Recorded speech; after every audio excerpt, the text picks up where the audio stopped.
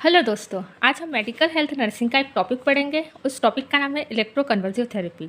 ये competitive exam के purpose से भी बहुत इंपॉर्टेंट टॉपिक है। उसी के साथ साथ ये यूनिवर्सिटी के लिए भी बहुत ही इंपॉर्टेंट है।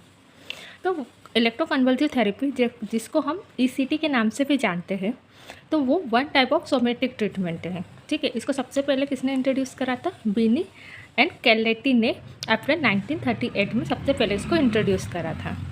यदि हम इसकी डेफिनेशन की बात करें तो electroconvulsive therapy is an artificial induction of a grand mal seizures through the application of electric current to the brain. It is the treatment modality in which electric current is passed in the brain. It is a somatic treatment and physical treatment.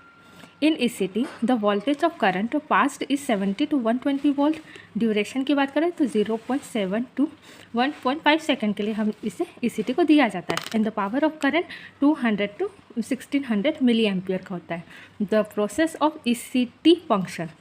अब ECT कैसे function करता है? The hypothesis explain that ECT function by producing shock such that hormones in brain increase. One hypothesis such that ECT probably affect the catecholamine pathway between diencephalon and limbic system, also involving hypothalamus. यदि हम types की बात करें तो दो type के होते हैं, एक डायरेक्ट ECT, एक मॉडिफाइड ECT. ठीक है, तो डायरेक्ट ECT क्या होता है? In this ECT is given in the absence of anesthesia and muscular relaxation. This is not a common used method now. जो डायरेक्ट ECT होता है वो पहले यूज़ किया जाने वाला ECT था, जिसके अंदर क्या होता है, एनेस्थेशिया मस्कुलर रिलैक्सेंस की अब्सेंस में ECT दिया जाता है. पर मॉडिफाइड ECT जो कि आज के टाइम पे यूज़ करने वाला ECT है, इसके अंदर ECT देने से पहले हम मस्कुलर रिलैक्सेंट और एनेस्थेशिया, जो जनरल एनेस्थेशिया को क्या सबसे पहले इंजेक्ट किया जाता है. यदि हम इलेक्ट्रोड प्लेसमेंट की बात करें तो दो तरीके से इलेक्ट्रोड प्लेसमेंट होते हैं, एक बायलेटरल ECT, एक यूनिलेटरल ECT. जो बायलेटरल ECT का मतलब क्या होता है? Each electrode is placed 2.5 to 4 centimetre above the mid point of a line join the tragus of ear and lateral canthus of the eye. और यूनिलेटरल में क्या होता है? Electrode are placed only on one side of the head, usually non dominating side, right side of head in the right handed individual. जो unilateral में क्या होता है, एक इलेक्ट्रोड लगता है और बायलेटरल में दो इलेक्ट्रोड लगते हैं. और ये कहाँ से हम इमेजिनरी लाइन बनाएंगे?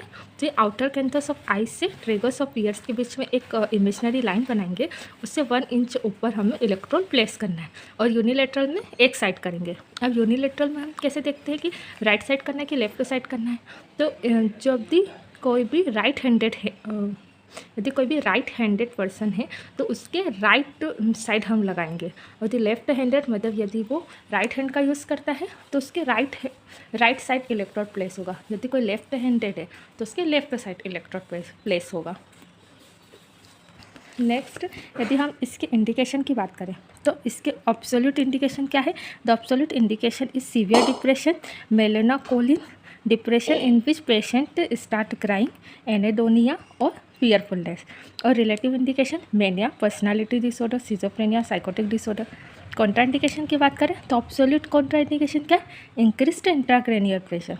और रिलेटिव कॉन्ट्राइंडिकेशन की बात करें तो cerebral aneurysm, cardiac patient, severe osteoporosis, ठीक है, मेटेलिक इम्प्लांट हो, ब्रेन स्ट्रोक, हाइपरटेंशन, ऐसे जो पेशेंट रहते हैं उनको हम ECT नहीं देंगे. और इंट्राक्रैनियल प्रेशर जिसका बड़ा हो उसको तो बिल्कुल ही नहीं देना है. यदि हम इसके साइड इफेक्ट की बात करें तो रिवर्सिबल मेमोरी लॉस होता है, हेडेक होता है, ड्राई माउथ हो जाता है और पाल्पिटेशन. यदि हम कॉम्प्लिकेशन की बात करें तो fracture, respiratory arrest, cardiac disease और dysrhythmia. It's all about ECT. Thank you.